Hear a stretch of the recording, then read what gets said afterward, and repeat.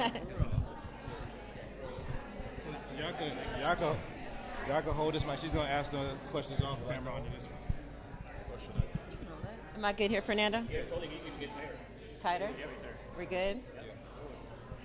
Hey guys, Juliana from BLACKTREE. Really fun watching you unveil the NAACP Image Awards nominations this morning. Talk to us about how fun it was to do this for an organization that represents so much, not only about black people, but civil rights in America, especially at a time in our country when there's so much contention. Just to be here today felt really special. It's something that, like, growing up, I've always enjoyed the NAACP Image Awards. So I don't know, to be here with Winston just felt like, it's not one of those, like, I made it moments. It's kind of like, wow, I get to be a part of this.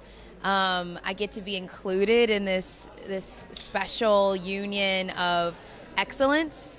So yeah, that's kind of what it was for me personally. Yeah. And, you know, when it comes to the question that you asked about, you know, what it means at this time in our country, it's like we have to definitely protect our own and celebrate our own while knowing that we're part of a larger community, you know?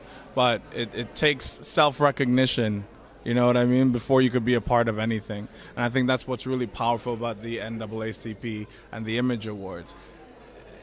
We're taking control and expressing agency around our own image and what we celebrate and what we recognize and who we recognize and the kind of work that we say uplifts our community and shows the spectrum, the full breadth, you know what I mean? That's what I love about Dear White People and your wonderful performance in that show.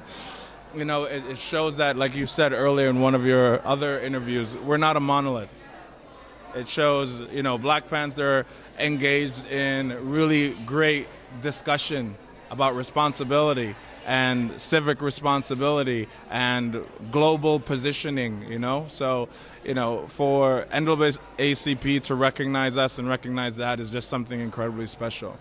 Well, what's incredibly special is you were part of the very first superhero movie ever to get a Best Picture nomination. And your character on Dear White People has, you know, it has been speaking out in such a ways that are manifesting right here in real life. What parts of the projects that you guys have recently worked on, like, affect it? What have you learned from them that you take into your real life? Whether it's Dear White People, Black Panther, or even your upcoming movie, Us. There's several things. First, from Black Panther, you know, I learned that there's a space for me and my story and my presence, because, you know, I feel like for a long time, especially the industry puts us in a scarcity mentality where we think there can only be one, crabs in a barrel. And Black Panther really illustrated that. Chadwick Boseman, Michael B. Jordan, Winston Duke, Daniel Kaluuya, you know, can all be in the same space, hold their own, and we can celebrate those differences. You know, and that was something that I took away from that. And it also showed me that there doesn't have to be this crazy dichotomy between success and artistic pursuit. And I think that's another thing that comes across with Dear White People, is that you can be both successful and, you know, be a strong artistic piece. Absolutely. Your takeaways, Logan? I mean, I echo everything that Winston just said. And I think that Dear White People, one of the things that it gives to me personally, and I think to the community, is this era of millennial activism, or not just millennial activism, but just this current era of activism, and not being afraid to use your voice and your platform to speak out about injustice.